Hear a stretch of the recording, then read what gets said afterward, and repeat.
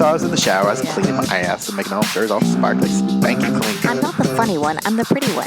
Cock shots. I just checked myself out. Candles, music, wine, and then lube up and get on top. The glory hole's like a dick theater. I've imagined your mouth. Which means your pants had better come off. Mama needs playtime. I do. We're not sluts. We just love love.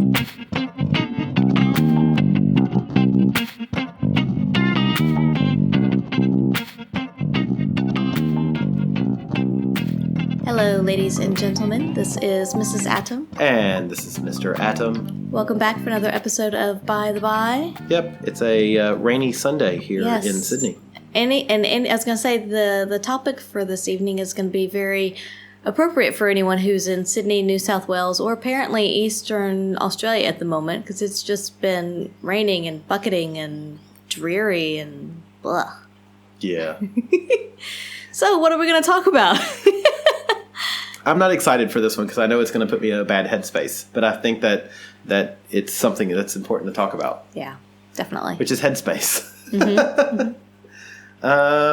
Yeah, so we wanted to talk a bit about the mental head game that we all play with ourselves and I guess with one another in the open relationship swinger lifestyle. Yeah. Do you want to start it off? Not really. I'd rather you drive this and I sort of just respond to questions. Which we didn't discuss before I hit record, but no. I guess we should start. Let's start first with all the housekeeping stuff. So, Pendulum Party was last Friday. Yes. Huge success. We'll touch on it a bit. We're not going to talk about details from Pendulum Party, but Pendulum Party will, of course, come up in this conversation. Coming up in the not too distant future, we have another Pendulum Party coming up in May. May 18th. Yep. So if you're in Sydney or the Sydney area in mid-May, check us out. Tickets will be on sale, probably won't be on sale until April. Yeah.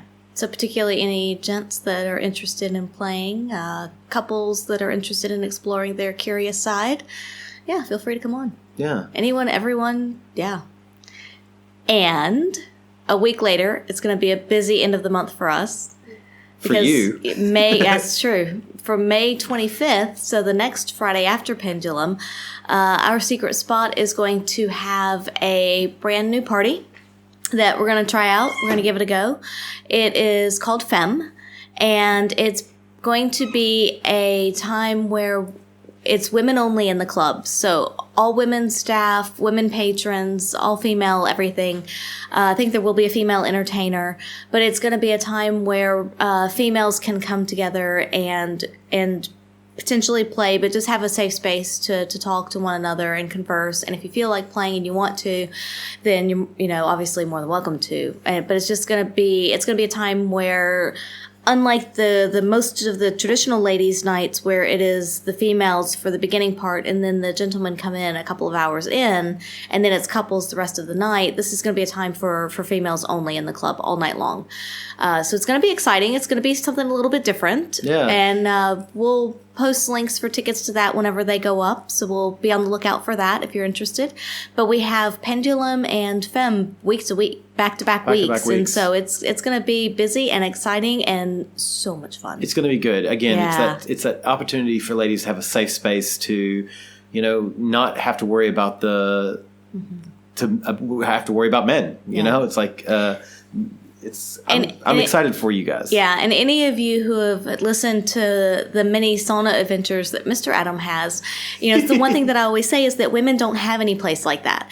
And while this isn't exactly a sauna type experience, it is a time where it will be women only in the club, and it's just, it creates a different vibe. And I think this is going to be as close to a lady sauna as you're going to be able to get. Probably, yeah. So I'm really, really looking forward to it.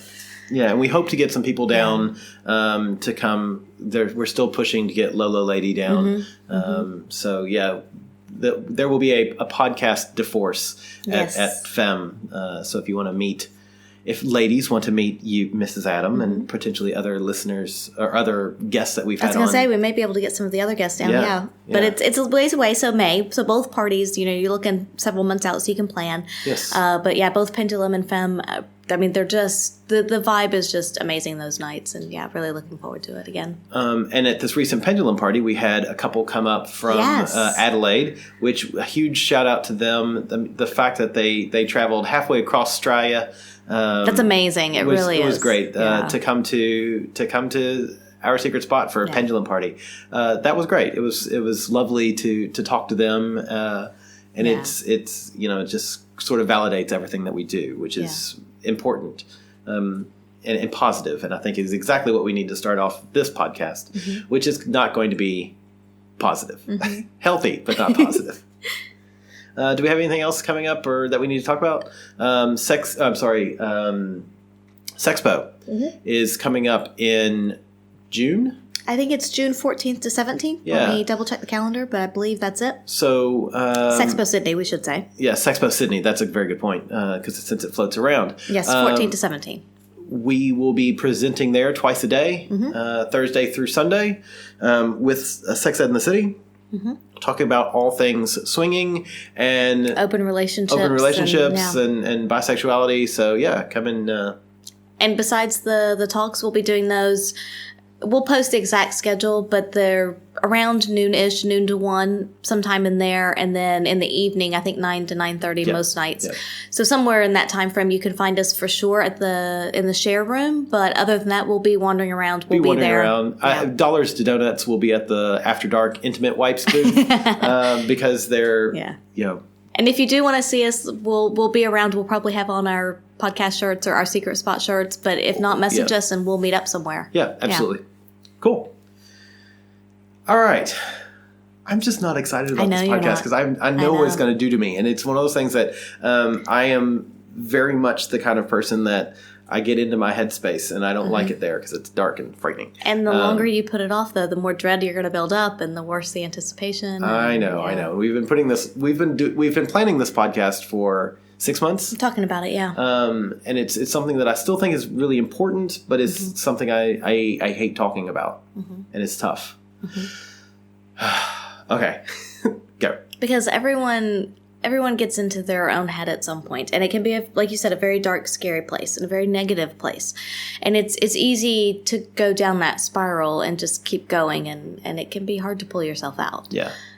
Even with a partner with help, it can still be very difficult to pull yourself out. And I think it's a good point. And I don't know how we want to start this because this is a rare podcast in which we want to talk about something serious that we have not planned at all. No. You have a couple of notes over there, but it's even for you, it's light. It's for a later portion if we get to this part of the discussion, but I don't think we'll get there tonight. But it's important, to note. I think I would like to sort of start off with the problems I have in my headspace have nothing to do with you. Right. And I think that's important to note for other people is that it's not about all the negativity that I develop or I curate is mine.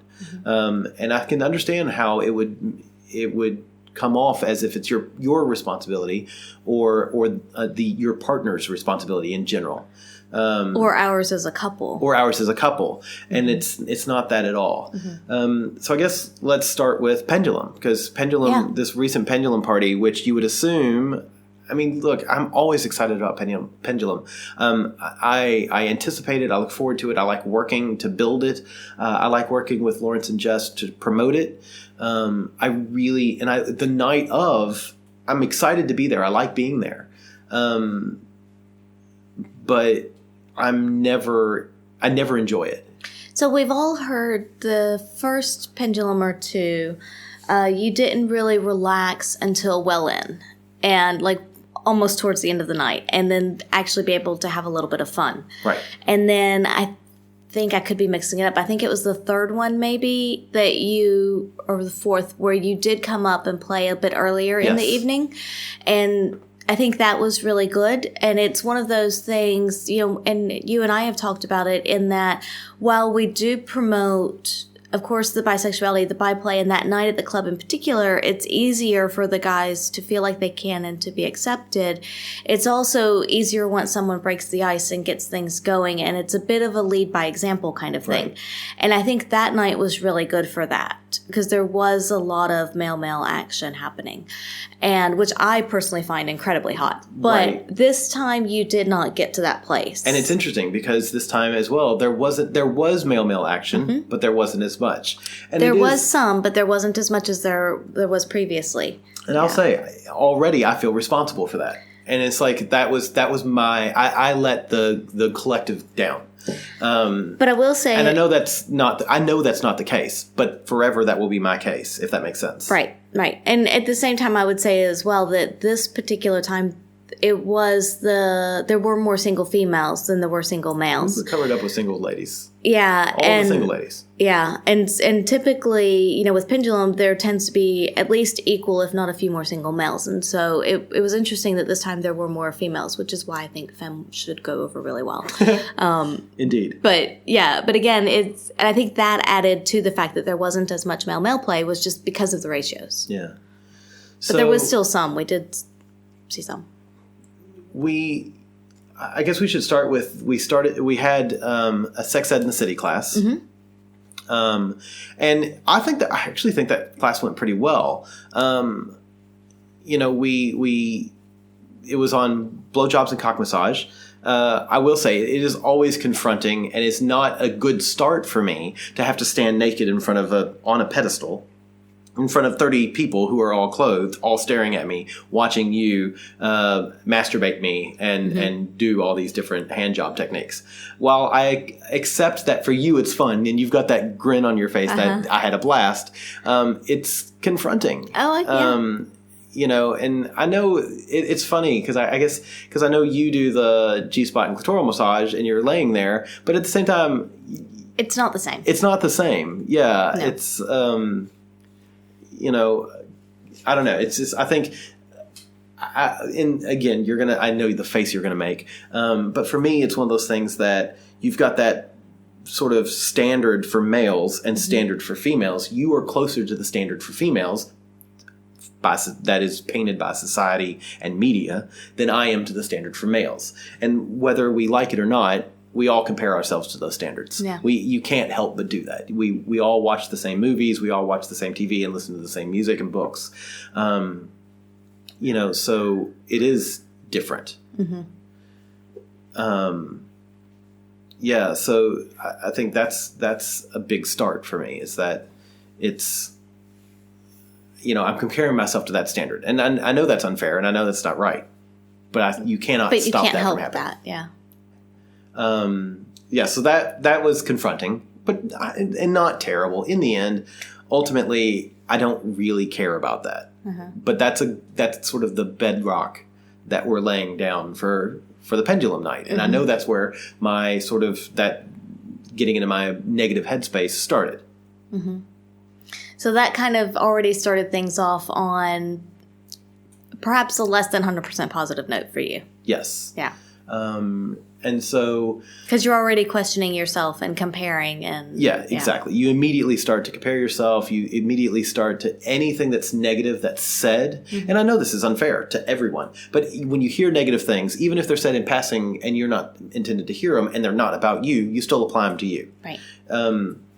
And so I guess I should start this with, however, having never been officially clinically diagnosed, I know I suffer from depression, and I know that I get into my own head, and I have trouble getting out of it, and I don't communicate those feelings well at all. And I would love to be better about it, however. Yeah. So, I accept that. And, I mean, that. I know that's unfair for you, but at the same time, I think you probably know that as well about me. We've been together long enough that you understand that. Mm-hmm. And it's been, for me, this other side note to this is we've been extremely busy for a very long time. And there's been moments, not long moments, but, days or so at a time where you and I are out of sync because we're so busy. We come home, and we've already had conversations about that. Yep. Recently, I think we should talk about it. We went out for a drink before doing a radio show that we record with. Listen to Dawns with Lakey on the Hit Network. Monday through Friday, midnight to 5 a.m. Where we were talking about how when we go to bed and you say, I'm so tired or I'm exhausted. And so I hear that as a polite way of saying, don't put the moves on me. Right. I'm too tired for sex. And in a really rare moment for me, I actually asked you about that and asked, is that what you mean? And your response was? My response was no, that's not exactly what I mean. It means that I'm just physically exhausted and I would like to have sex or at least be intimate, but I'm not going to put forth a lot of physical effort into it. And so it's not going to be a big, long, drawn-out session. But either a quickie or just some, just depending on the position, because some positions are a lot more physically intensive than others. And, so it's just more, I just don't want that necessarily. Right. But it's not a complete, no, don't touch me. And that's how you were taking it. And that's how I was hearing it, because I was taking previous partners, and that's what previous partners meant, which absolutely, that's fine. But it's all about understanding where your partner's coming from. And I'm very glad that I asked that of you so that I could better understand what your expectations, needs, and wants were. Because we have been pretty flat out lately, and we haven't had as much time just to sit and enjoy each other and, really, other than in a club setting or with other partners, we haven't had the time necessarily to just play for hours on end kind of thing. We haven't had non-sharing time. We had a lot of public time, which is also great. Oh, yeah. I enjoy it's all good in different ways. But we hadn't had that, and I wondered how much that was contributing to that negative headspace, because you've kind of been there for a few weeks now. I've been there for a few weeks, and I so it's not a sudden thing. Yeah. And it's one of those extremely frustrating things that I can recognize that I'm there, and I have no idea how to get out of it. And I know I've spoken with Lolo Lady about it, and we often talk about, I think there's a book about the black dog, and the black dog's depression is a physical manifestation of depression, and it's one of those things that I constantly feel that animal there. It's always around. And it's just a matter of how close does it curl up at your feet, and how do you handle that and how do you take care of that? And it's extremely frustrating. And I think what's most frustrating about it is, and I'll admit, we have this, I don't want to say a persona that we put on, but when you do the podcast, people listen to us. And I want to make sure that, while the lifestyle isn't perfect, I want to make it very clear that, the lifestyle isn't perfect because we as individuals aren't perfect. So it's just sort of something that, I don't want to say haunts me, but is always in the back of my head. And so we always try that when we go out, you put your best foot forward, you put your best face forward, no matter how you feel. And so all of that combined, let's again look at Friday night. So before you go there, we were talking about just how flat out we've been and everything. And I've often wondered, how much does physical exhaustion play into that? Your mental headspace. Because if you're physically exhausted and tired and you're never getting quite enough sleep, that's going to affect your mental state. Oh yeah, absolutely. Especially, days on end, weeks on end. And there's a lot of factors that go into it, and I know those factors, and I can recognize them, even though I'm too lazy to fix some of them. So, I am less likely to feel depressed and upset if I eat regularly. Yeah. Which I know you're over there shaking your head vehemently, because you know this, because I don't eat regularly. No. I eat when I'm hungry, which is not, I don't think, the best plan, but that's the way I survive. Which also, with you being diabetic, there have been some times where you haven't eaten regularly, and I can tell that it's affecting you. Even though your blood sugar may be okay, it's still affecting you. And yeah, then that gets to be a fun conversation to try and get you to eat something. Fun. I think those were implied air quotes, although you're pretty much sitting on your hands over there. No, and you're absolutely right. And it is one of those things that my blood sugar also affects my mood, which also affects my long-term depression. And I recognize that. I get that. And I think I also want to make this very clear that the reason I wanted to do this as a podcast isn't because I want people to go, oh, I don't want... You don't want pity. I don't want pity. I don't want an influx of messages saying, giving me positive feedback. But at the same time, that other people get there, and everybody, while a little bit different, is still a bit similar in that. Yes, we're all exactly the same because we're completely different. Yeah. But I also know that the main push for all of this in my mind is my sexuality. Mm-hmm. I know that. It's like although I will be the first person to pick up the flag and run through the city saying I'm bi, I also know the negative repercussions that come from that. And I'm happy to take that and I'm happy to bear that. But at the same time, it's just like, it still sucks. Yeah. That's what I want. I want to convey that. So yeah, we've been flat out for the last month. So, Pendulum finally comes up, and I was so excited for it, and I was so looking forward to it, and the fact that the gentleman was going to be there, and I knew he was going to be there early, and he and I actually spent some of the day together on Friday. Mm-hmm. We actually had a cheeky little lunch with a couple of beers. That was great, and then the number of folks there was a number of folks that came to Pendulum that I knew were coming to Pendulum that I was very excited to see and talk to. Yeah.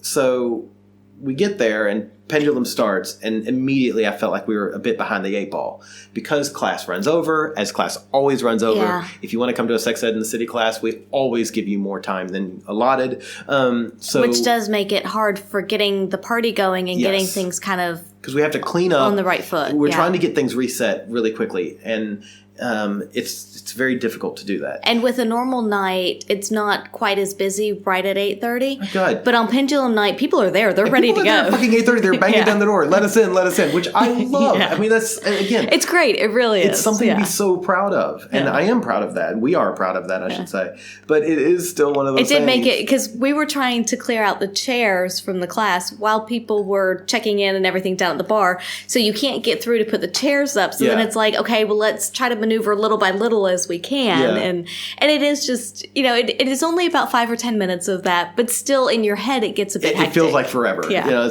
You're right. It's 10 minutes of chaos, but it feels like an hour. Yeah. And I love it because people want to talk to us. They're like, hey, oh my God, hey, how is it going? It's great. And it's great. It's wonderful. And I love that people are there ready to go. Like, yeah. Oh, and it's awesome. Yeah. So we did the quick change, getting the club reset from the class, and then also changing our clothes.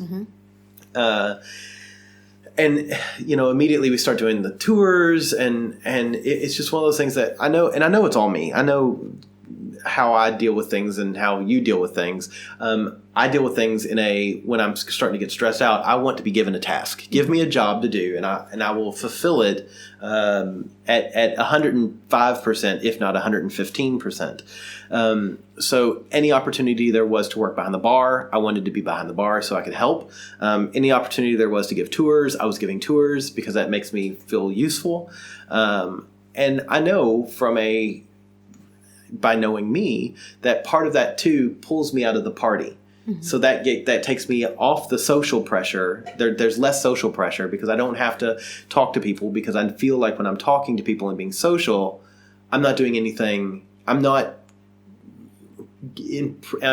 fleshing the party, not structuring the party. So, a party has a skeleton and you put flesh on it.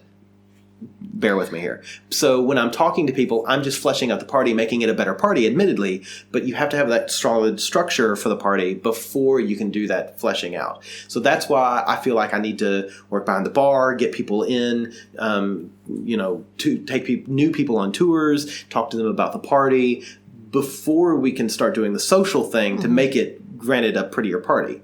Whereas you do much better at I'm just going to be social, because you're like, I will make people feel comfortable, and you do that well. So then I feel like I can sort of dump that on you and say, okay, Angela's going to be the the social butterfly, and I'll be the behind the scenes. Let's make sure everything's running smoothly. Which is interesting because that's very opposite to many of the other aspects of life for us. Absolutely. You are the one that keeps our world running, and I'm the one that... Because I'm usually more behind the scenes, Yeah. and you're usually more the out front person. Yeah. But in this case... That's interesting. I wonder why that is, yeah. In this case, I feel more comfortable doing that because Yeah. there's no pressure. In making something work, especially like a party, making the function behind a party is easy. You know, setting up a party is easy. Being social at a party is hard. See, I don't find that hard. I find that... But I grew up doing that. Yeah. So maybe that's the difference. Well, I enjoy it. Don't get me Yeah. wrong. I like being social, and I love talking to people, and I would talk to people forever if I could. But I think also the other side to that is then I'm like, oh my gosh, you know, what do they expect of me? Right. And is it something that I, A, can give them, B, am willing to give them, and C, if not the first two, do I know how to get them what they need? Mm-hmm. And so... Which of those do you have the most problem with? The second. Okay. No, the first. The can give them. Sorry, Can, not the okay. will. I'm always willing to try to do what I can to make a party or to make an experience enjoyable. But sometimes I just can't do it. Mm-hmm. Either if it's a physical thing that I can't do it, or whatever. Which I think that could be a whole another podcast because that does fall onto the performance anxiety in the ED. You know. A lot of that is that. And then I recognize that. It's that fear of you have an expectation of me that I'm not able to give What if you can't? Yeah. So moving on, I guess, from that, but that is in direct, I think, line with that is knowing that there was at least a couple of people there at the party who wanted to specifically play with me. Mm-hmm. That, for me, I put so much pressure on myself that I can't perform. I can't even think about it. Mm-hmm. And it makes me so uncomfortable, which then gets me in that cycle of... That negative spiral. Yeah, that negative spiral of I want you to have a good time, but if having a good time requires me being part of that good time, you're not going to have a good time because I can't allow myself to have a good time. So I understand that. But I also think that falls a bit on them in that if they want to have a good time, their good time should not be dependent upon one other person. And they should look around because there's how many people there, but look around and find a different way to make it happen. And I know you're right. But so then I think that's where setting up the scenario and talking to them and helping them, many I think would understand it flat out and get it. But at the same time, if they don't, just helping them, be like, hey, well, there's these people over here, or what about this, or da-da-da, or look at this scenario.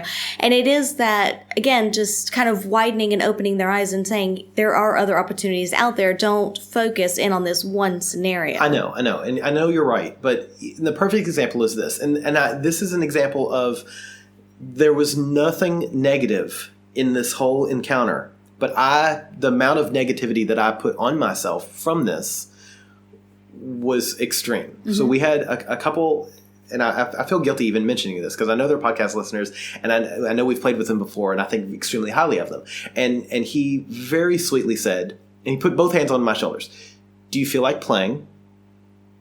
We would love to go upstairs with you." And I looked at him, and it's like I probably looked like a deer in the headlights. And I was like, honestly, no, I'm not in a headspace. I'm so sorry, and I felt so bad. And he was like, "That's absolutely fine. There's no worry about that. We're going to go up and play. I just wanted to ask you if you wanted to." I think that's really sweet. It was sweet, and it was wonderful, and it was exactly what I wanted to hear. But admittedly, I think I thought about that for an hour, feeling guilty about it because I was like, I'm letting you down. And my goal, I don't want to let people down, and I understand that. So I understand that, but at the same time, it's what we always tell people when going to the club is that there's never any pressure to play. And if you don't want to, then feel free to say no. Yes. In whatever way is easiest and best for you. And I absolutely agree with that. And again, this was a situation in which I literally felt no pressure that was external pressure. This was all internal pressure. However, when we say that to people, it's not their party that they're hosting. If And again, so that puts it in a different perspective. For me, it puts it in a different perspective. And Lawrence and I were talking about that. And I gotta give Lawrence credit because the guy randomly hugged me, I think, three times or on Friday night. Because he was like, at one point he goes, "Buddy, you look miserable." And it was just like, then I start freaking out because I'm like, oh my God, now I'm putting off a negative. Then you start overthinking I'm more. I'm exuding negativity. Yeah. I need to pull myself up. We got to fix this. People aren't going to have fun if the host of the party isn't looking like he's having fun. Mm-hmm. So then it's like, okay, how can you? It's a whole fucking mess. But Lawrence just comes up and gives me a hug. And there was a couple times we sat down and talked, and he would just shake his head. He's like, "Do you do this other nights?" I'm like, "No, it's only on pendulum nights." He was like, "You never." He goes, "Because then it's my problem if the party doesn't work." And I'm like, "Yeah, dude, because it's your responsibility. It's not." I feel like, and I'm taking this as my own responsibility, and I know this, and I know it's all me, but it doesn't make it any less real. And it goes back to that whole joke of first world problems. Mm-hmm. They're still fucking problems, and I know that I'm putting all this pressure on me. And another good example is late into the night, I think, had finally had enough. You're like, Mama needs some playtime. So you took a couple of people upstairs to the orgy room. And right as I'm about to go up, a couple of new people came in. I was like, all right, cool. Well, and all the staff was busy. Mm-hmm. We had some new staff that had never worked a pendulum night. So I took it, it's like, I want to make sure that the people that go on tours understand what pendulum means. And so I took them on the tour. And then, again, I'm getting ready to walk upstairs. And Lawrence is like, "Hey, we have another couple here, 2 ladies. I really need can you take them on tour?" And I did. They had 1,000,001 questions. And they were all good questions. But that tour took 25 minutes. Yeah. So at this point now, you've been playing upstairs in the orgy room for 45 minutes. Yeah. So when I finally make it up to the orgy room, T plus 45, I get in there and I took my shirt off and kind of at that point the gentleman was up there. Yep. And he was standing up. I think someone was going down on him, and I kind of came up behind him and just hugged him. And he was all excited to see me, which was great. It's good to kind of have that physical contact. But then immediately it was like everybody was like, "We need hydration. We're dying. We need." Because we were at that point that we had been playing for nearly an hour. Yeah, and we were. So it's not. I'm not complaining. No. I'm saying, well, this makes logical sense. Of course, you need hydration. So I'm like, okay. So I put my shirt back on. And I think that was the last time I was up in the play space. Yeah. Because it was just like, you guys were already at an 8 or 9 on the. And you're coming in at a 1. And I was coming in at a 1 or a 2, and I just wasn't in the headspace. Mm-hmm. So at that point, I thought, all right, the rest of the night, I'm just going to focus on my work. Mm-hmm. And so I started cleaning up dishes, and which it was great. And I think the important thing to say is I enjoyed the night. So do you think, because at the previous pendulum party where you did play a bit more and earlier even, do you think that was more influenced by the fact that you were in a more positive headspace going into it? I don't know. That's a great question. Because like I said, you've been in a bit of a, I'm going to say, depressive state for a few weeks now. And so, is it just because of how your overall state going into it, did that affect the fact that you're like, I'm not ready to play, I'm going to focus on something else? It's either that or it's the number of people. Because Friday night, we had a ton of people. It was a lot busier that Friday night. 30 plus couples. Yeah. It was a lot busier because it's the way the Swingers Club works. But the first pendulum we had was a year ago now, so February of 2017. And it was crazy busy as well. And then as you go over the winter, it tends to get less busy. Because in Sydney, you don't go outside if it gets cold. Apparently. And cold is not really cold, but that's fine. It's great. But yeah, it does tend to, and that's the club in general, tends to slow down a bit over the winter.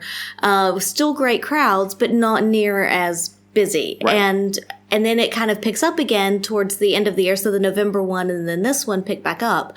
And as well, I would say that besides kind of the general ebb and flow of numbers in general, it was, not only was it busy and crowded, there were a lot of first timers. Yes. And so then that is a bit more, like you said, more tours that have to happen. And it is a bit more. It's a little more hand-holding. It's a bit more to get people to understand what's acceptable and what's not, because the group that I was with, there was a lot of the group I was with. Let's just pick numbers. I don't know, but let's say when I came up there, I did a quick count of 13. Yes, but I'm in the orgy room itself. Yeah. Which actually, when I went to leave, the orgy room was a lot busier than that because there was a group of, 7 of us that were playing. Then there was another group equal size on the other side of the bed. There were 5 people that we had to try and wade through to find our clothes and shoes and stuff and then try and like squeeze our way out. And then there were a few more around. So it was really busy when we went to leave the orgy room to go down and get water. But this group, the 7 of us that were playing, it was probably, I would have said 4 females, 3 males, or even 5, 2, something like that. There was a lot of ladies up there. It was there. very female heavy. And so it is that dynamic of, for the guys in particular, because we do want to give them the safe space, the guys that I was with, there was interaction. And there was some play, one would go down on the other or whatever, it doesn't have to be full out penetrative sex, but there was at least play and touching and cuddling and that kind of thing. I did see going up the other end of the building, there were 2 guys going down on each other at the other end as well. But again, with new people, it is them understanding what's acceptable, which I think everyone got it, but then feeling comfortable enough to. And when it is, when again, and I think that's where that leading by example really helps, because it does give people like, okay, well, this is fine. I can do this now. And, maybe as to take pressure off of you per se, so it's not just all you that you feel like I have to do this, is, maybe some of our other friends who are a bit more flexible, rather than just always being in the orgy room, which is our comfy place, maybe we go to a different space or kind of spread out a little bit. And that way it kind of shows people in other areas as well, while in your head it's okay, you can then physically see that it's okay. So, and I have to give credit to the gentleman who every time he was near me, he had his arm around me. It was, again, it was very sweet in that he was very protective. And there was a couple other folks that were like that as well. Yeah. Whenever they saw me, it was that everybody who knows me knows that I'm a physical touch kind of person. Mm-hmm. So, we had a couple of folks that would instantly touch me if they saw me. And it was lovely to see that. And I know who all of them are. Not all of them have nicknames on the podcast, but it was definitely, they all are listeners, and it was definitely appreciated to have that sort of protection from myself. But it's still, and it's funny that you talk about the bisexuality. That's still one of the things that pops into my head is that, pushing to make it acceptable, normalized, and to fix the bi invisibility and bi erasure. I still have that issue of, I don't even know. I don't want to say there's something wrong with me, but that I want to be. I don't want to make other people uncomfortable. I don't want to make the 100% straight people uncomfortable. Mm-hmm. Which is stupid. And I know it's stupid. And even saying it, I'm like, I don't even have a good way to verbalize this. It doesn't make me sound goofy. Because ultimately, if you don't accept me, fuck you. But at the same time... And besides that, coming into the pendulum party, everyone who walks through that door is warned and told, this is what the night is about.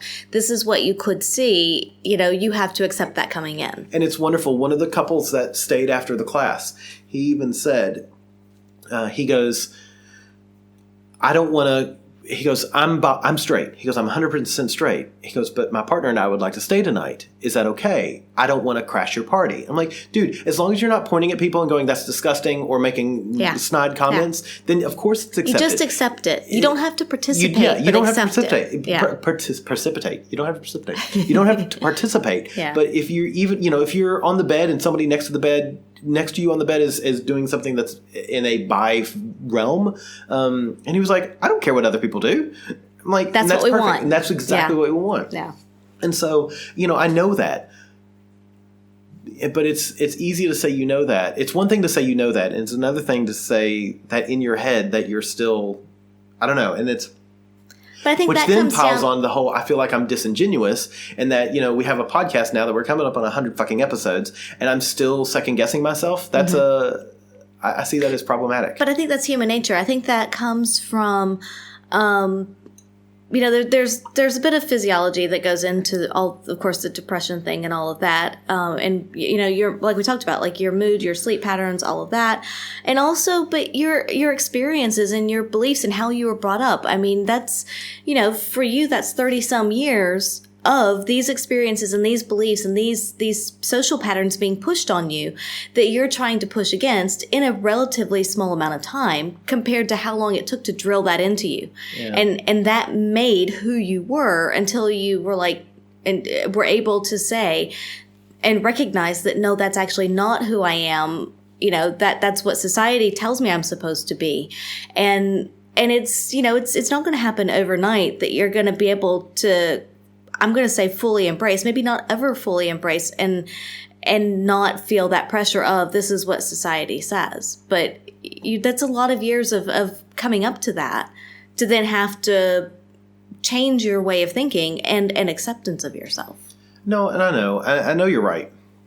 But again, that's one of those things that it's easy to say that and it's easy to hear it, but to actively do it, it's just. Yeah, and it is one of those things that I know that I'm constantly, and it's other little things like, the reason I constantly surround myself with people and I like those new relationships is that ability to I don't like being alone. Mm-hmm. Even as an only child, I'm good by myself, but when I'm by myself, it's when all the dark thoughts kind of pop into your head. And so it is one of those things. I think I'm a very, unfortunately, talented person at being completely alone, even though you're surrounded by people. It's frustrating. Ugh, I don't know. Yeah. So, I guess the long and short from Pendulum was, it was a huge, massive success. Yeah, it was really good. That I wasn't part of. And I think that's a perfect example of, I'm not going to say, and I don't mean this in a negative way at all about anybody, but that's sort of my life. It's like I like to structure that place where people feel safe and comfortable and confident to express themselves, but I'm never a part of it. I'm safely outside the circle so that I'm sort of the ringmaster, the ringleader of making other people feel comfortable, confident, and safe without myself feeling comfortable, confident, and safe. What would it take to put you inside your own circle? I don't think it's possible. That's me responding without any thought. Mm-hmm. I just think I'm better at orchestrating those things than actually participating in those things. And I am the first person to come to the defense of anybody who feels like they're on the outside or who needs to talk about. I'm not crunchy is the word I'm going to use. I'm not what's the word? Like a new age health kind of person. I'm not that person, but I do feel like I'm empathic. Like I can, I'm very willing to listen to your problems and I feel those problems and the negative feelings that you have. I will share them and I will do my best to make you be able to experience those in a healthy way and then get out. Mm-hmm. But at the same time, I feel like that's sort of my cross to bear, adopting a really shitty religious metaphor. But that's my cross to bear, that I will always carry that negativity. It's really funny when I feel like I'm definitely rambling. Too much alcohol. But when I used to give people massages, and I love to give people massages. But the way I always imagine it is when I'm massaging somebody, I'm taking their stress into my body.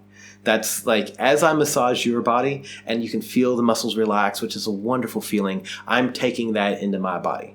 And I'm taking your negativity. I'm happy to do that. And that's because I feel like I'm good at that. And I'm more than willing to do it.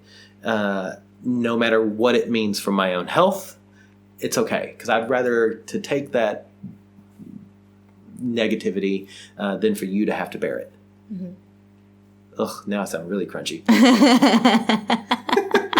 Oh, actually, we should really quickly define crunchy. In North America, crunchy people live in the Northwest. it was always the folks that were like crunchy, meaning granola. Yeah. So it's like the new agers, and if that's what you believe, then good on you. But yeah, I don't mean that as necessarily negative. Right. I just mean that as a, you're a sort of new age. It's all about feel and emotion, and let's, eat granola, which I love granola. So maybe I am crunchy. So the negative headspaces and things like that. So we've talked about it in realms of the bisexuality. How does that affect you? And I'm going to use air quotes here, but in a quote unquote normal swinging situation, like whether it be at the club or if we go on a one-on-one date with a couple, that kind of thing. How does that negativity manifest as much then? Or is it more so when there's, I'm going to say bisexuality presented to you? I think for me, it's worse in a heterosexual term, place. So, with couples where the guys are strictly heterosexual, I think that's part of my performance anxiety, is that I'm afraid that I'm going to make somebody else feel uncomfortable. And so when you're afraid that your erection or your sexuality, I should say, is going to make someone not feel as safe or as comfortable as you feel like they should feel in that situation, then yeah, that definitely affects how you perform. In situations where we've played with couples where especially the man is 100% straight, even if they're okay with touching, because again, if you're having sex with somebody else's partner and you're in the same bed, you're going to touch each other. You're going to touch, yeah. But I'm still cognizant of how much do I touch, because I want to make sure that person doesn't feel like I'm pushing myself on them. And that being said, that's rare that we do play with couples where it's more often to happen. It's more likely to happen at the club. It is at home. It is more likely to happen at the club. But what's interesting at the club, which is not always something that's apparent from the very beginning, but it's quite common, really, that we'll start playing with someone and he may present himself as straight until play starts, and then it turns out maybe he's accepting or something like that. Or, and so it is that once that fluidity starts, there's at least a little more acceptance. Not, maybe not full, complete, whatever, which is fine. But there is a bit more touching is okay. It might even be okay with you going down on him. But that happens more often than not that we found. Yeah. But that being said, we also tend to mostly play with people who are at least accepting, we know, going into it. Right. Which makes it a little more comfortable. It does. And, it's one of those things that, although it's funny, you look at the things that you like doing sexually, like going down on a woman ranks up there probably number one with me, even barring any experience with men. Mm-hmm. But after that, it's all man stuff. I'd rather, save for you. I'd rather kiss a man. I'd rather have sex with a man. I'd rather go down on a man. After having going down on a woman, everything else for me, for the next my top 10 is all male stuff, and then it goes back to the women. Mm-hmm.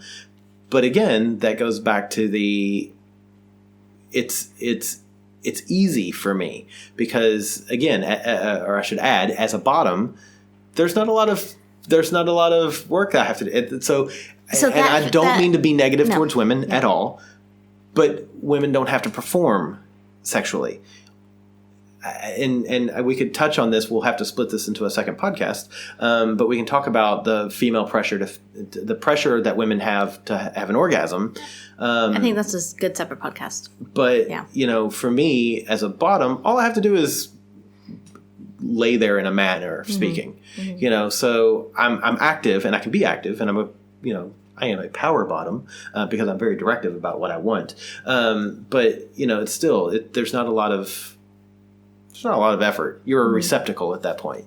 I enjoy it. I really do. That's where I would choose to be. But yeah. But again, when it goes back to when you are playing with women, there is more of that pressure, and this kind of gets into the whole ED thing and whatnot. But there is more of that pressure of you, like you said, you have to perform, and then that can put you in a different headspace as well. Yeah. And depending on, and then you start comparing yourself more to other people. Yeah, absolutely. So I can see how that would definitely be a negative there.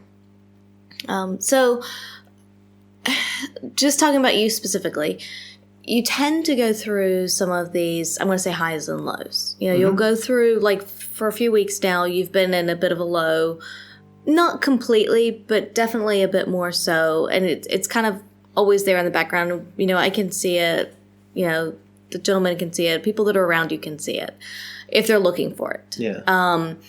But is there any consistency in what gets you out of that? Or is it just a culmination of things maybe unknown that come together that get you out of it? Like what? Because you do kind of go up and down. And do you think it's more situational, physiological? I've always any said idea? Our relationships are sine curves. They go up, they go down. And you've got a zero in the middle. And we often have these times, especially with our partners, that we feel like, oh my God, you complete my sentences. Every joke that you say I think is funny, and everything that I say you think is funny. And there's times that you're out of sync. I was going to say, a month or 2 months later, the exact same thing. You say something and I'm like, I have no idea where you're coming from. Or you'll say a joke and it's either trite to me or it's inappropriate in some way. And I'll say a joke and you look at me like I'm from Mars. But we all do that. I think it's really important to note that we all do that. And if we take the time to step back and look at it, we all do that with all of our relationships. There's times you're like that with your boss, where you know exactly where they're coming from and what they mean. There's times we do that with our friends. There's even times you do that with your pets, where it seems like for some reason the pet really listens to you, or there's that time when the pet's not listening to you at all, and they're always barking, and they're so it's odd if that's a cat. Cats that bark, magical animals. But, it's important to look at that, and that frequency changes. So for your partner, it might be you're up for a month, you're down for a month. With your best friend, it might be you're up for 3 months, you're down for a month. With your pets, it might be within a day, you're up and down. Yeah. But we all have these cycles in our every relationship. So for me, even saying I know where this is coming from, be it blood sugar, be it diet, be it situational, sleep, whatever. Weather. Yeah. I don't know what pulls me out of it. And I think that's part of the scary thing is that, you get into one of these mindsets that you think that it might last forever. You don't know if there's ever an end to it. Yeah, this might be the new normal. And then, which I know doesn't help, because then you're like, holy fuck, what if this is the new normal? Well, I've got to adapt because I can't survive like this because I don't want to put this kind of pressure on all of my relationships.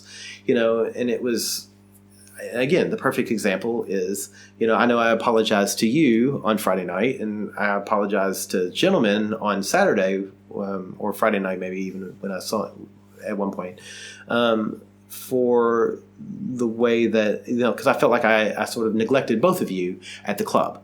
So it's frightening though to think that that something that you have little to no control over can affect relationships that matter so much to you. It sucks. And I wish I knew what pulled me out of it, because of course then you would pull yourself out of it, But I also think that's a bit where, going back to what you just said, we're having that communication and that understanding with your partner becomes so important, in that they need to be able to recognize when you're in a funk and accept it and realize that it's not just them. It's not a problem with them that that's causing it. Because I know you were in a bad headspace on Friday, and like I said, you've been there for a bit.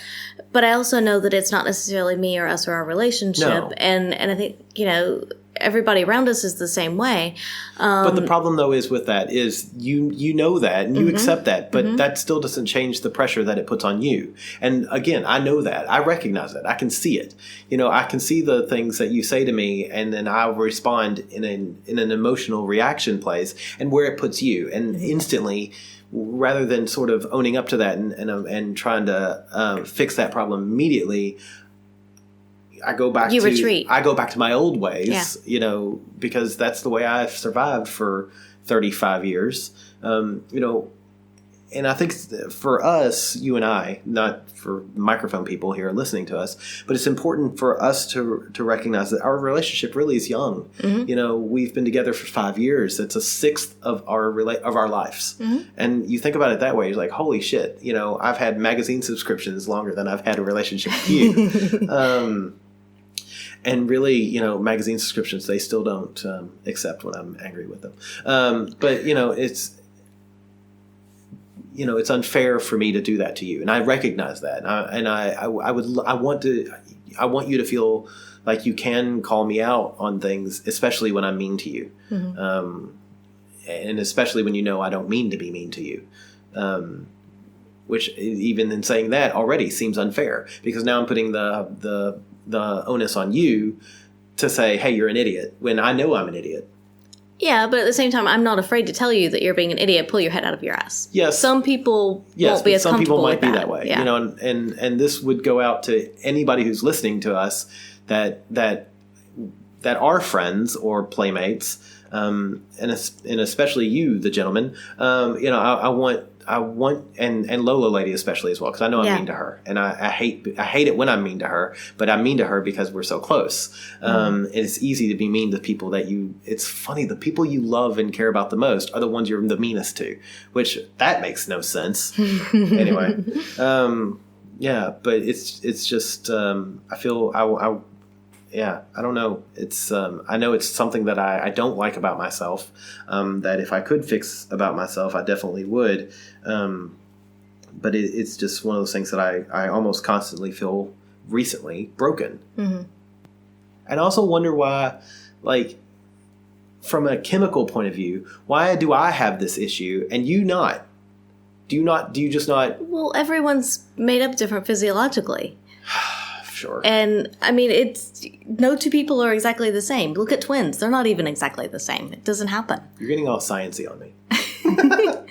I mean, in theory, yes, we're all at the basics and heart of it similar, and you could say quote unquote the same, but we're not. Everyone's a little bit different, and your chemical makeup is different. It's your physiology, the psychology of it, and everything goes into it. Again, how you were raised, whether you were allowed to be emotional or not, all of your experiences and beliefs, whether those are societal pressures or religious pressures, all of that comes into play. There's a lot of things that make us very unique. And I would say our coping mechanisms that we learned as a kid are very different as well. Mine are very different to yours. And I compartmentalize a lot better than you do.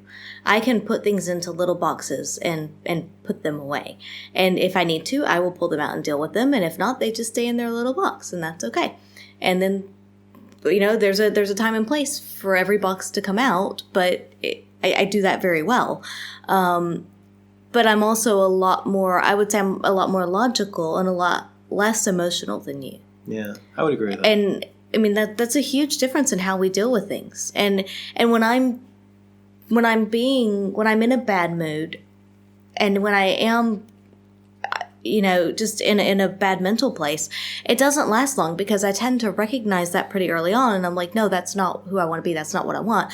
Stick it in a box, put it away. Probably not the healthiest thing ever. That's where gallstones come from. That's okay. I'll have my gallbladder out one day. It's still there for now. I love it. I have a lot more storage space in there currently.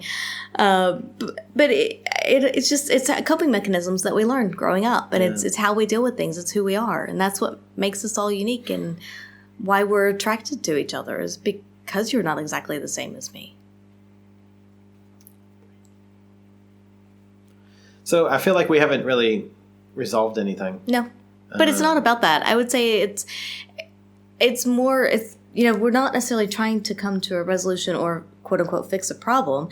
It's just letting people know that it happens. And if you have, negative feelings or depressive times, or you feel pressures to do something you don't really feel like at the moment, that, you're not alone. And how to deal with that is going to be different for everyone. Yeah. And there's no right or wrong answer.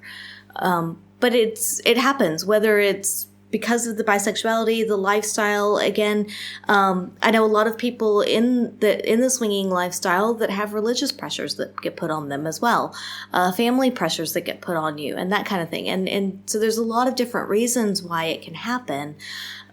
But just know on some level, even though it may not completely help you, but know that you aren't the only one that feels this way. Yeah. It's not going to fix anything. It's not an answer, but it's a thing. It happens. So on that bright note, Yay! let's wrap this up for this week. We may continue this on next week. If you want to reach out to us and talk to us, please definitely shoot us an email, theatomsoflove@gmail.com. We always love it when we get emails from our listeners and people who don't listen to us even. There's been a few of you who have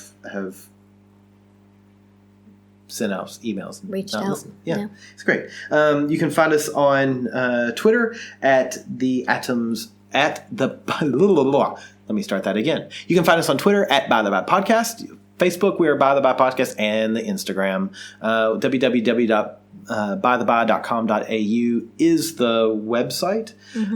If you are in Australia and we're coming up on Mardi Gras, which I know is a very positive time for some people and can be a very negative time for other people. In Australia, a great suicide hotline to help with mental health. Feel free to give them a call, 13-11-14. They're there 24 hours a day, 7 days a week. Give them a call. Don't do something stupid. That's my advice. No. Yeah. So, and I guess we'll talk to you guys soon. Yeah, thanks for listening. Bye.